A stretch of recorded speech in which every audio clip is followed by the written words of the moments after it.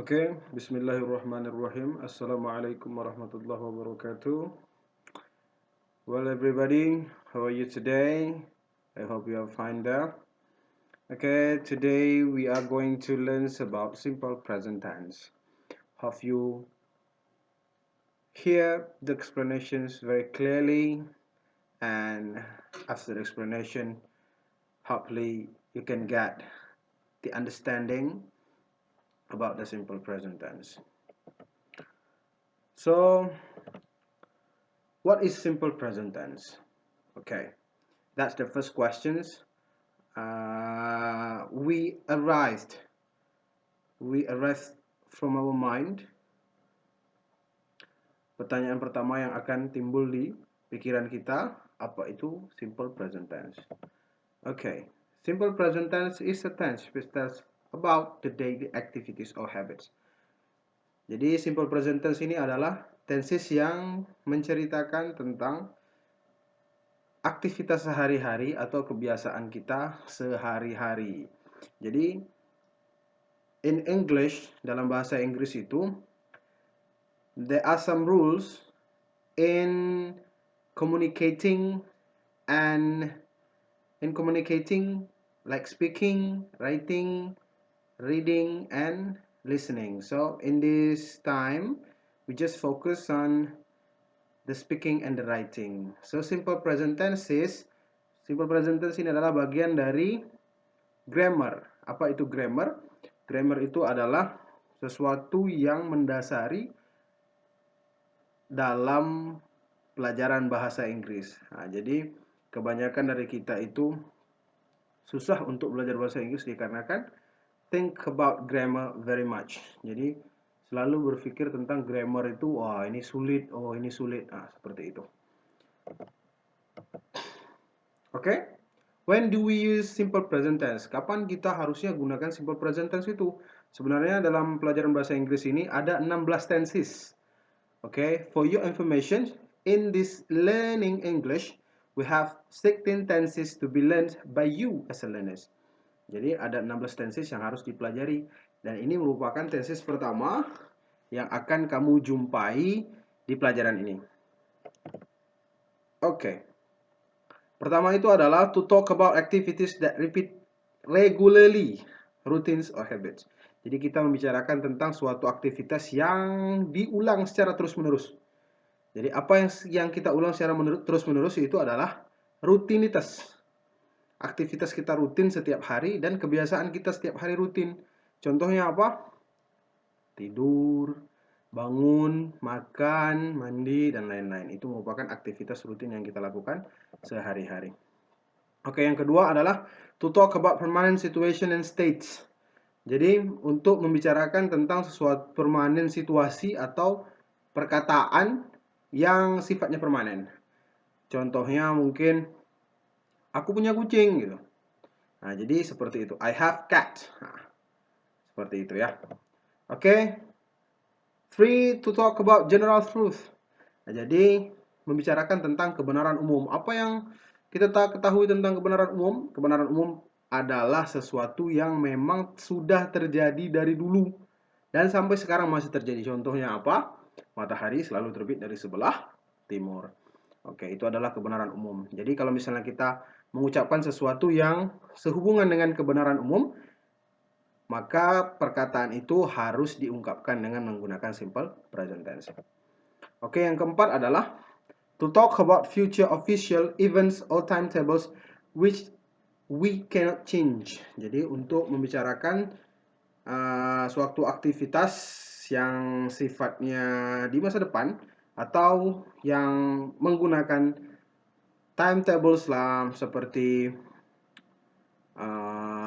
pengumuman atau papan pengumuman yang tidak bisa kita rubah.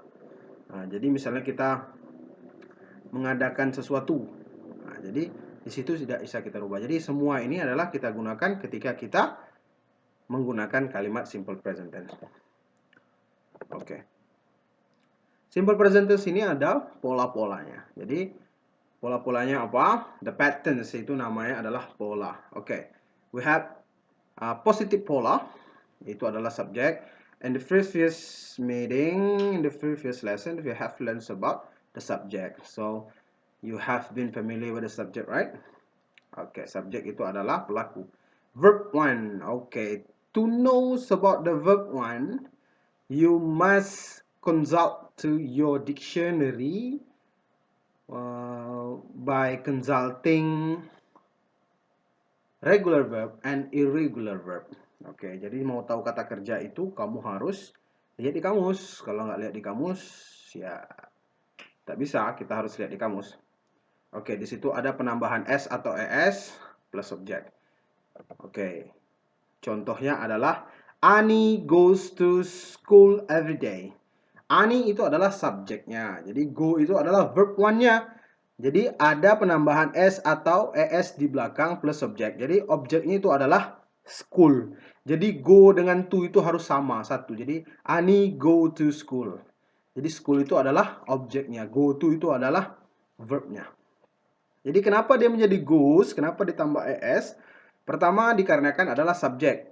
Jadi subjek atau pelaku itu jika subjek atau pelakunya singular, jadi di verb itu ada penambahan s atau es. Kenapa dia ditambah s? Karena di huruf verbnya, huruf terakhir dari verbnya atau kata terakhir dari verbnya, yaitu huruf terakhir dari verbnya adalah yang sifatnya adalah vokal. Jadi kalau nanti ada ketemu soal yang kata terakhirnya atau bunyi huruf terakhirnya adalah huruf konsonan, huruf vokal, maaf. Jadi harus ditambahkan dengan es. Oke. Untuk negative pattern atau pola negatif, yaitu subject plus do atau does plus not plus verb one plus object. Nah, contohnya Ani doesn't go to school every day. Jadi does not itu bisa dibaca dengan doesn't. Oke. Ani does. Jadi does itu digunakan untuk singular subject. Nanti akan kita jelaskan di slide kemudian. Oke, untuk di interrogatifnya itu adalah do atau does plus subject plus one plus object. Contohnya sama, does Ani go to school every day? Ada question mark di belakangnya. Oke, kita lihat penjelasan yang lebih di sini. The patterns of simple present tense depending on the subject. Nah, jadi tadi sudah dijelaskan sebentar tentang subjek ini pakai apa? Subjek ini pakai apa? Oke. Di sini kita jelaskan tentang plural subject dulu. Apa saja yang termasuk dalam plural subject? Oke, I. Ada you. Ada we. Dan ada they. Nah, ini merupakan pola-polanya. Bisa dilihat. Oke, jadi you, we, they, I itu merupakan subjek. Nah, jadi tadi kan contohnya udah ada kita lihat di depan. Kalau subjek itu ditambah dengan verb one plus s atau es plus subjek. Oke, itu untuk kalimat positifnya. Lalu di kalimat negatifnya, nanti di subjeknya tinggal ditambah dengan do. Nanti ditambah dengan not, nanti ditambah dengan verb one. Dan di interrogatifnya tinggal ditulis do plus subject plus verb one plus subject dan question mark di belakangnya. Bisa dilihat di contoh. Kalimat positifnya adalah I always take my class on time. Nah, jadi take di situ adalah kata kerjanya. Jadi sekali lagi untuk mengetahui kata kerja kita harus lihat di kamus atau cari di internet tentang regular sama irregular verb. You can print it out and share to your friends atau directly buy the dictionary in the store. Okay, I do not always take my class on time. Itu kalimat negatifnya. Dan kalimat interrogatifnya adalah do you always take your class on time. Jadi ketika di interrogatif I jadi you ya. Jadi jangan do I. Jadi tak mungkin kamu tanya sendiri. Jadi kamu harus tanya you sebagai ganti I. Oke. Jadi ini cukup jelas ya. Jadi kita bisa lihat kalau misalnya dia plural subject I, you, we, they, dia itu harus memakai do dan kata kerjanya tidak diubah atau tidak ditambah. Oke, kalau misalnya tadi kata go dia menjadi goes. Kenapa? Karena subjeknya bukan plural. Jadi kalau kita harus tahu di sini kalau subjeknya bukan plural berarti di kata kerjanya harus ditambah S atau ES. Oke. Next. Masih sama, dan ini adalah bentuk singular verbs atau singular subject, sorry. Nah, jadi just like what I said before. Jadi subjek singular itu hanya 3, he, she, dan it. He itu laki-laki, kalau ada nama orang Andi, Budi, dan lain-lain itu merupakan he, she, kata ganti untuk perempuan, dan it kata ganti untuk binatang atau benda yang jumlahnya 1. Lalu kalau misalnya ada nampak jumlahnya banyak seperti cat, 2 cats. Nah, dan jika ada sesuatu kalimat yang ditambah dengan S di belakangnya, berarti khusus subjek ya, ditambah S di belakangnya berarti kalimat itu menandakan dia lebih dari 1. Jadi subjeknya lebih dari 1. Kalau subjek lebih dari 1 berarti dia bukan singular subject, walaupun di depan kalimatnya adalah cat. Tapi kalau di belakangnya ada S, jadi cat, jadi dia bukan singular subject lagi. Dia menjadi sudah ke plural subject.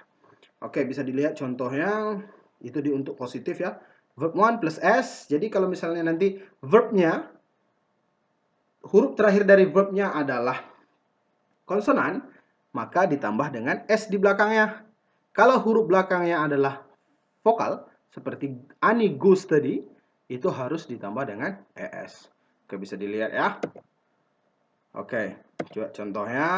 Dian goes. Nah, jadi go tadi huruf verb awalnya ditambah dengan ES dikarenakan huruf terakhir dari kata kerja go adalah huruf vokal, makanya ditambah dengan ES. Oke, bisa dilihat contohnya. Jadi di kalimat negatifnya ditambah does, dan di kalimat interrogatifnya tetap ditambah dengan does. Oke. Ada time adverbials.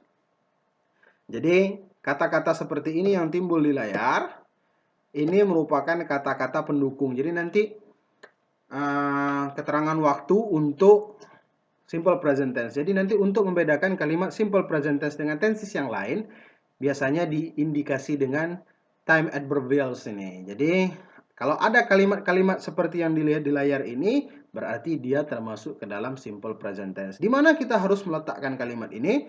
Kalimat ini diletakkan setelah subjek dan sebelum verb. Nah, jadi setelah subjek dan sebelum verb. Ada juga yang boleh diletakkan di awal kalimat atau sebelum subjek. Ada kalimat yang diletakkan setelah subjek dan sebelum verb. Oke, seperti always, usually. Kalau every morning ini boleh terletak di awal kalimat atau di akhir kalimat. Nah, jadi ini tergantung pola kalimatnya. Jadi tergantung susunan kalimatnya dan tergantung makna kalimatnya. Jadi ini boleh diletak di awal, boleh diletak di setelah subjek sebelum verb, dan boleh juga terletak di akhir kalimat. Oke, itu saja yang bisa disampaikan pada pertemuan kali ini. If you have a questions, kalau ada pertanyaan nantinya, you may ask or write in the commenter column. Jadi nanti boleh ditulis di kolom komentar tentang apa yang belum diketahui. Oke, itu saja yang bisa disampaikan pada pertemuan kali ini. Mudah-mudahan apa yang disampaikan bisa dimengerti dan bisa dipahami. I'll see you around in the next explanation in the video. Thank you very much. Assalamualaikum warahmatullahi wabarakatuh.